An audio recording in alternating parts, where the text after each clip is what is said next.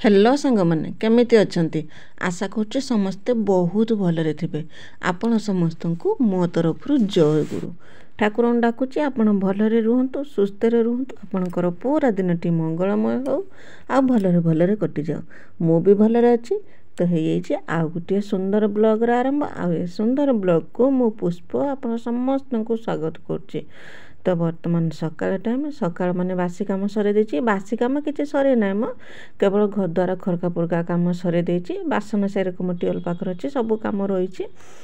घर द्वार खरका पुरका काम सरे देकी मु आछि करना चा करनी चा करके समस्त को पिया को देनी। तापर मु भी टिके चा पीनी चा पी दे सारी के तापर करना जो भाई के जो बनाए जो सब कहे ना भाई के टिके बनाए जो एनर्जी ड्रिंक जो बनाए जो सहीटा करना बनईदेमी मैंने ये कम सर कम सरला तापर जाकि करना मु सेपटे जाकि सब कम सरमी रोषे घर कमटा मजा कम सब सरीज से भाविकी चा कर सारा पर मु आसनी से बनवाई से बन देकी रखीदेमी रखीदेकी जिमी बासन पड़ी टियल पाखर बासन कुसन लुगा पटा पूरा भर्ती होपर भी बोतल भी पानी थिलानी कहीं गला दिन पानी भरा होता ना छुआ तो रोते से पानी भरानी यहाँ करना कही रखुचे मुझा हूँ सोमवार दिन भिडियो से छुआ आसी छुआ तो मंगलवार दिन जाइए आसिले आ सोमवार दिन भिडियोटा रही भावुनी छाड़मी ना छाड़बेनि कहीकि माने से भिडियोटा रही तापर मुझे एत परिश्रम कर भिडियोटा बनई तो कहीं माने बेकार देमी ताकना मुझे सोमवार दिन भिडियोटी छाड़ी दूची टी एपट सेपट गड़बड़ होगा कहीं गोटे दिन भिडियो न गला बेलू ना सब उल्टो पाल्ट भिडियो भी टी लेट हो तो गला भिडियो तो देखी बाबा जाइले मंगलवार दिन छुआ को जाकि घिनिक आसिले यहाँ हूँ सोमवार दिन भिडियो सोमवार दिन सकाळ बेलार तो पाग तो सही रकम होरकम जो मेघ उठे जो मेघ जो होता पाग सही रकम तो सकाळे होती तो मोर सकाळ काम दाम चलती बनई देकी भाई रखीदेनी रखीदेकी आसनी फूल तोड़मी फूल तोड़िकी रखीदेमी रखीदे सारापर जिमी असल कम सब करने केते कम खाली टियल पाखु गला मुंड घिरे दौला एत कम टियल पाखे थिला तो जहाँ गोटे गोटे करके सब कम मु सर देखिपे एतिकी बोतल पानी भरिकी नेमी लुगा पड़ी बाल्टीर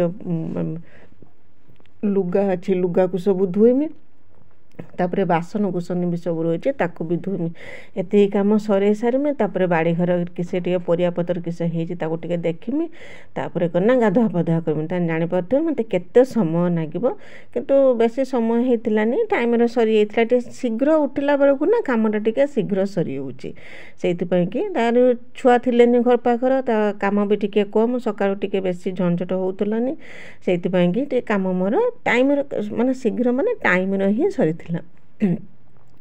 तो मो भिडियो एमती जोड़ी होकर रही था तो मो भिडियो को आरंभ शेष पर्यंत देखो तो बिल्कुल भी स्किप करंतुनी मो भिडियो किसी भी जदि आपन को पसंद आसता है तो मो चैनल को सब्सक्राइब करके भिडियो को लाइक टे करदे आ छोट स्नेह भरा कमेंट मो लिखिदेवे जे मो भिडियो आपन को केमिति लगुच बोलिकी आ कहीं जदि नुआ करके मो भिडियो देखुंत तो प्रथम करना मो चैनल को सब्सक्राइब कर दिंतु जहाँद्वारा कि मुझे जिते बड़े भी भिडियो छाड़मी सर्वप्रथम आपण ही मो भिडियो देखिपारे आ जिते पारे से मो भिडियो को टिके आपण फैमिली फ्रेंड मान संगे टिके शेयर करदेवे तो मत भी टिके सपोर्ट हम तापर जो टियल पाख जो बासन थिला से बासन सब ताकू धोईकी रखीदेमी तापर बोतल पानी भरमी आ जो लुगा जो थिला मड़ा होता लुगा सफा करमी एरकम केते काम खाली राति पाहिज माने काम आरंभ हो पुणी बिछना को गला पर्यंत माने काम जे चली से कामर माने माने सरीबार ना धरेनी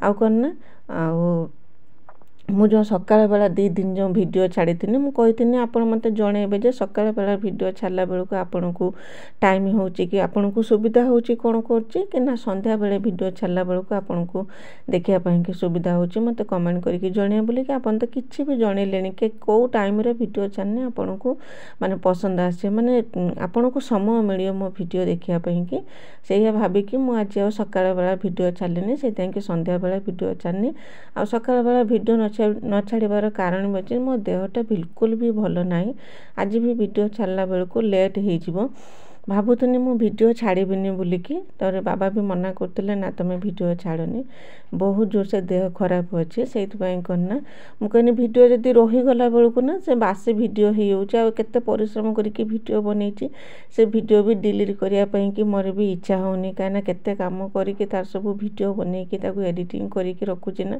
ଯଦି ଡିଲିଟ୍ ମାରିଦେଉଛି ଭିଡ଼ିଓ ଗୁଡ଼ାକ ନା ମୋତେ ବହୁତ କଷ୍ଟ ହେଉଛି। ସେଇଥିପାଇଁକି ଦେହ ଖରାପ ସତ୍ତ୍ୱେ ବି ମୁଁ ଲେଟ୍ ହଉ ପଛେ ଯେତେବେଳେ ମୋତେ ଟିକେ ଭଲ ଲାଗିବ ସେତେବେଳେ ନା ମୁଁ ଖାଲି ଭିଡ଼ିଓରେ ଭଏସ୍ ଦେଇକି ଆପଣଙ୍କ ପାଖକୁ ଛାଡ଼ିଦେମି। ସେଇଥିପାଇଁକି ଟିକେ ଲେଟ୍ ହେବ ଆଜି ଭିଡ଼ିଓ ଯିବା ପାଇଁକି।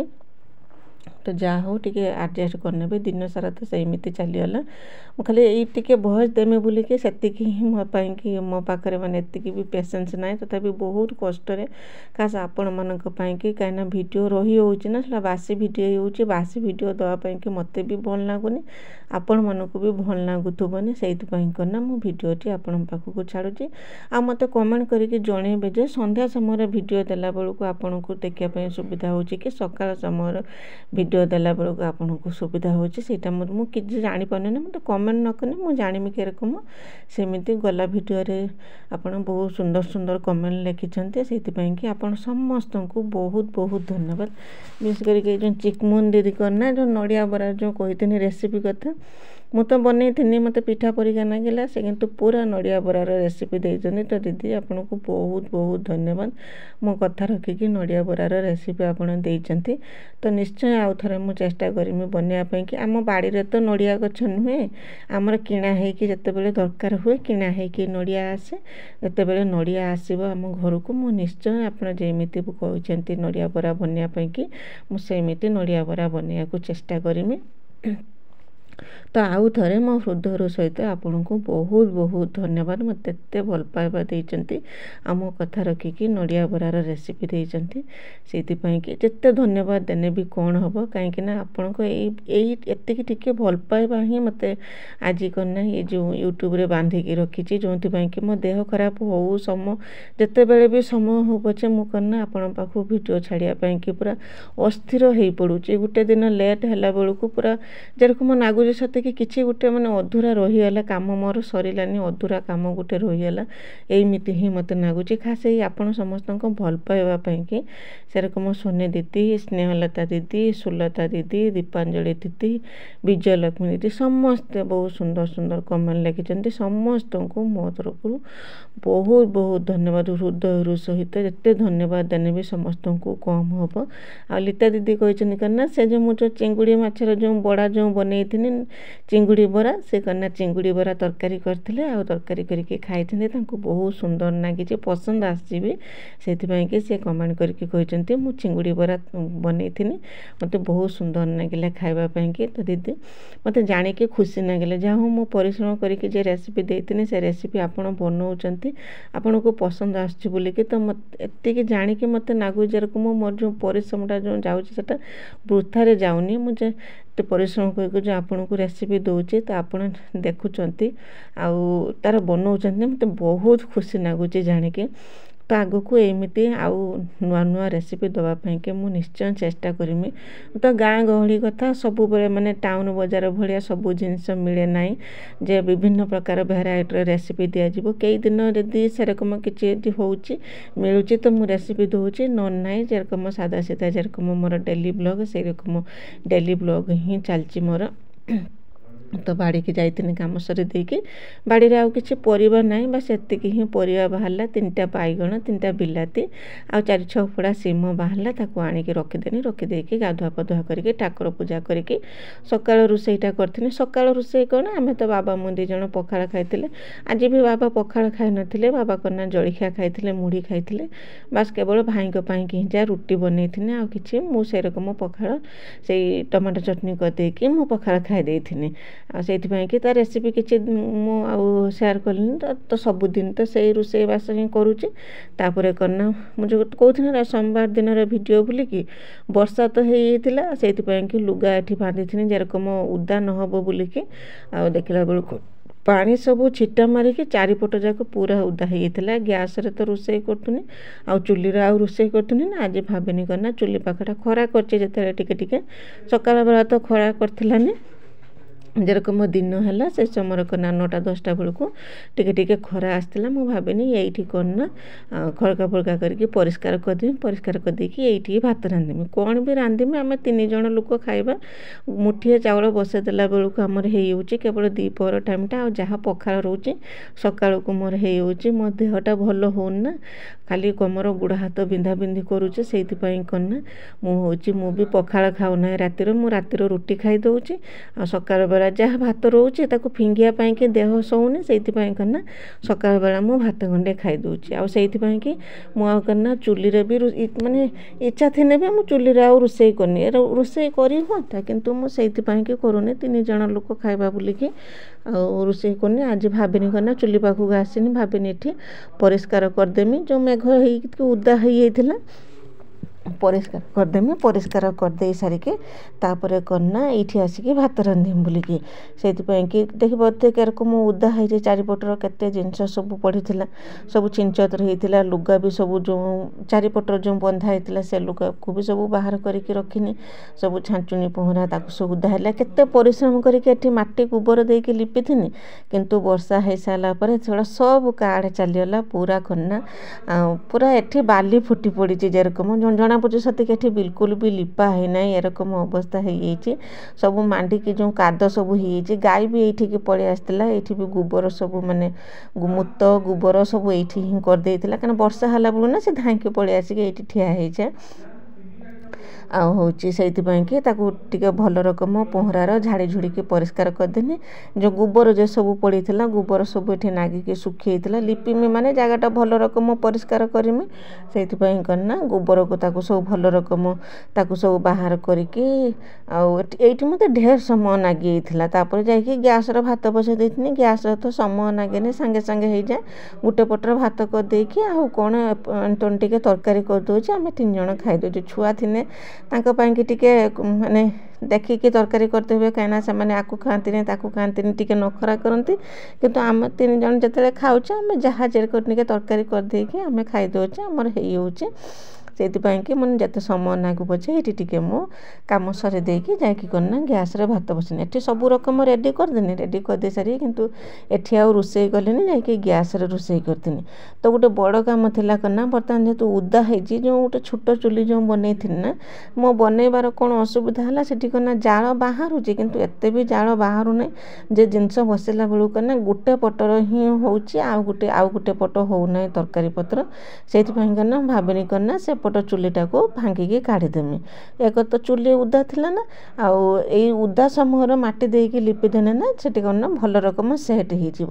ସେୟା ଭାବିକି ମୁଁ ଚୁଲିଟାକୁ ବାହାର କରିଦେନି। ବାହାର କରିଦେଇକି ଏବେ ତ ମାଟି ବି ଓଦା ହେଇଛି ସବୁ, ସେ ମାଟି ସବୁ ଆଣିକି ତାକୁ ନା ଚୁଲିର ସେ ଯେଉଁ ଗାତଟା ହେଇଥିଲା ସେ ଗାତଟାକୁ ବନ୍ଦ କରିଦେମି। ବନ୍ଦ କରିଦେନେ ଏଇଟା ଯେଉଁ 2ଟିଆ ଚୁଲି ଥିଲା ଏବେ ଗୋଟିକିଆ ଚୁଲି ହେଇଯିବ। ବାବା ବି ରାଗୁଥିଲେ, କହିଲେ କ'ଣ ପାଇଁକି ସେଟାକୁ ଭାଙ୍ଗିଦେଲ, କିଛି ନହେଲେ ପାଣି ବି ତ ଗରମ ହେଉଥିଲା। ମୁଁ କହିଲି ଶୀତ ଦିନ ତ ପଳେଇଲାଣି, ଏବେ ଗରମ ଦିନ ତ ଆଉ ଗରମ ପାଣି କାହାରି କିଛି ଦରକାର ନାହିଁ। ଶୀତ ଦିନ ହେଲେ ସିନା ଗରମ ପାଣି ଦରକାର ହୁଏ, ଗାଧୁଆ ପାଧୁଆ ପାଇଁକି ଲୁଗାପଟା ଧୋଇବା ପାଇଁ ଗରମ ପାଣି ଦରକାର ହୁଏ।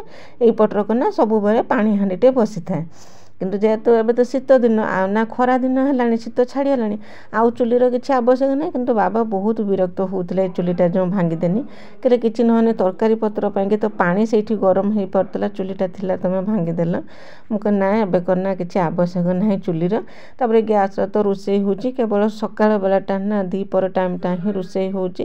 ଆଉ 2ଟା ଚୁଲିର କିଛି ଆବଶ୍ୟକ ନାହିଁ। ସେୟା ଭାବିକି ମୁଁ କନା ସେଟାକୁ ଭାଙ୍ଗିଦେନି। ମାଟି ଯେହେତୁ ଓଦା ମାଟି ଥିଲା ନା, ସେଇଥିପାଇଁକି ମୋତେ ଟିକେ ସୁବିଧା ହେଲା। ମୁଁ ଇଚ୍ଛା କରିକି ଚୁଲିଟା ଏକର ଓଦା ମାଟି, ତାପରେ ଓଦା ଚୁଲି, ତ ଏଇଠି ମାଟି ଦେଇକି ବନ୍ଦ କରିଦେନେ ନା ସେଟା ପୁରା ସେଟ୍ ହେଇଯିବ, ଆଉ ବିଲକୁଲ ବି ଭାଙ୍ଗିବନି। ସେୟା ଭାବିକି ମୁଁ ସେଠି ଚୁଲିଟାକୁ ଭାଙ୍ଗିକି ବାହାର କରିଦେନି। ବାହାର କରିଦେଇକି ମାଟି ଆଣିକି ତାକୁ ନା ଚୁଲିଟାକୁ ଭଲ ରକ ବନ୍ଦ କରିଦେଇକି ତାପରେ ସେଟ୍ କରିଦେଇକି ଗୋଟିକିଆ ଚୁଲି ବନେଇଥିଲି। ଗୋଟିକିଆ ଚୁଲି ବନେଇ ଦେଇକି ଚାରିପଟ ଯେ ସବୁ ଯେଉଁ ଉଖୁଡ଼ି ହେଇଥିଲା ତାକୁ ସବୁ ମାଟି ଗୋବର ଯାହା ଯେରକ ଦେବା କଥା, ଯାହା ଯେତିକି ଦରକାର ଥିଲା ତାକୁ ସବୁ ଦେଇକି ଚୁଲିଟାକୁ ଭଲ ରକମ ଲିପି ଦେଇଥିନି। ଆଉ ଲିପି ଦେଲା ପରେ ଚୁଲି ପାଖଟା ବହୁତ ସୁନ୍ଦର ହେଇଥିଲା। କିନ୍ତୁ କ'ଣ ହେବ, କିନ୍ତୁ ମୁଁ ଚୁଲିର ରୋଷେଇ କରିଥିଲିନି। ଆଜି ଲିପି ଦେଇଛି ତ ପୁଣି ବେଳଉଳି ଆସିକି ବର୍ଷା ହେଇଗଲା। ଆଉ ପୁଣି 2 ଦିନ ଲେଟ୍ ହେଇଗଲା ଚୁଲିର ରୋଷେଇ କରିବା ପାଇଁକି। ତାପରେ କ'ଣ ନା ଚୁଲି ଶୁଖିଲା ପରେ ତ ଚୁଲିର ରୋଷେଇ କରୁଛି, ସେ ଭିଡ଼ିଓ ତ ଆପଣଙ୍କୁ ଦେଇଥିଲି, ଦେଖିଥିବେ। ଏଇଟା ତ ସୋମବାର ଦିନ ଭିଡ଼ିଓ ମୋ ପାଖରେ ରହିଯାଇଥିଲା।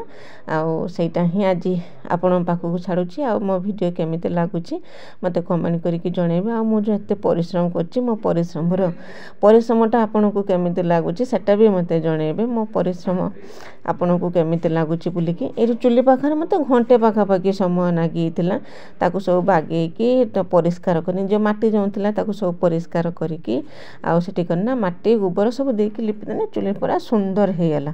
ଆଉ ଖରା ହେଲା ପରେ ସେ ଜାଗାଟାକୁ ପୁରା ଲିପାଲିପି କରିଦେଲେ ଆହୁରି ବି ସୁନ୍ଦର ହେଇଯାଏ। ଯେପର୍ଯ୍ୟନ୍ତ ଓଦା ଅଛି ଚାରିପାଖଟା ପୁରା ସନ୍ତ ଲାଗୁଛି ନା, ଭଲ ଲାଗୁନି। ଆଉ କିନ୍ତୁ ସେଟା ଶୁଖିଲା ପରେ ଲିପାଲିପି କରିଦେଲେ ଆଗ ଭଳିଆ ଯେରକମ ପରିଷ୍କାର ହେଇଯାଇଥିଲା ଚୁଲି ପାଖଟା, ସେରକମ ଆଗ ଭଳିଆ ହେଇଯିବ। ଆଉ ଏଠି ରୋଷେଇବାସ କରିବା ପାଇଁକି ବି ଭଲ ଲାଗିବ। ତ ଆଜି ଦିନଟି ତ ମୋର ଏମିତି। ଦିନଟି କ'ଣ, ସକାଳଠୁ ଗଲା ମର୍ଣ୍ଣିଂ ରୁଟିନ୍ ମୁଁ ଆପଣଙ୍କ ସାଙ୍ଗରେ ସେୟାର କରିଛି। ଆଶା କରୁଛି ଆପଣଙ୍କୁ ଭଲ ପସନ୍ଦ ଆସୁଥିବ ବୋଲିକି। ଯଦି ପସନ୍ଦ ଆସୁଥିବ ମୋ ଚ୍ୟାନେଲକୁ ସବସ୍କ୍ରାଇବ୍ କରିକି ଭିଡ଼ିଓକୁ ଲାଇକ୍ ଟିକେ କରିଦେବେ। ଆଉ ହଁ, କମେଣ୍ଟ ଦେବା ପାଇଁ ବିଲକୁଲ ବି ଭୁଲିବେନି। କାହିଁକି ନା ଆପଣଙ୍କୁ ଆଉ ମୋତେ ଏଇ କମେଣ୍ଟ ହିଁ ଗୋଟେ ଜିନିଷ ଯିଏକି ଯୋଡ଼ି ରଖିଛି। ମୁଁ ଆପଣଙ୍କ ସାଙ୍ଗରେ ଆଉ ଆପଣ ମୋ ସାଙ୍ଗରେ ହିଁ ଯୋଡ଼ି ରହିଛନ୍ତି ଏଇ କମେଣ୍ଟ ମାଧ୍ୟମରେ। ଆଉ କମେଣ୍ଟ ନଦେଲେ ନା ମୁଁ ଜାଣିପାରୁନାହିଁ କି ମୋ ଭିଡ଼ିଓ କିଏ ଦେଖୁଛନ୍ତି, କାହାକୁ ପସନ୍ଦ ଆସୁଛି କି ନ ଆସୁଛି, ମୁଁ କିଛି ଜାଣିପାରୁନାହିଁ।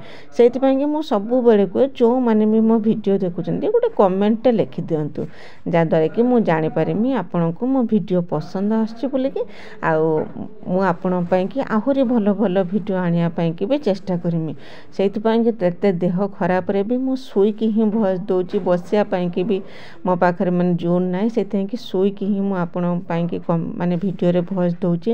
ଆଉ ଯେତେ ଡେରି ହେଲେ ସୁଦ୍ଧା ବି ମୁଁ ଭିଡ଼ିଓ ଆପଣଙ୍କ ପାଖକୁ ଆଜି ଛାଡ଼ିମି ବୋଲିକି ମନେ ମନେ ସ୍ଥିର କରିଛି। ଆଉ ଯେଇଟା ମନେ ମନେ ସ୍ଥିର କରିନେଇଥିବ ନା କାମ କରିବା ପାଇଁକି, ସେଇଟା ଯେନ ତେନ ପ୍ରକାର କାମଟା କରିହେବ ହିଁ ହେବ। ସେଇଥିପାଇଁକି ଯାହା ବି ହେଇଯାଉ, ବାବା ଆସିକି ଏଇଠି ବସିଥିଲେ, କହିଲେ ଯେ ମୋ ପରେ ନା ଦେହ ଭଲ ନାହିଁ, ତୁମେ କ'ଣ ନା ଭିଡ଼ିଓ ଛାଡ଼ନି ଆଜି।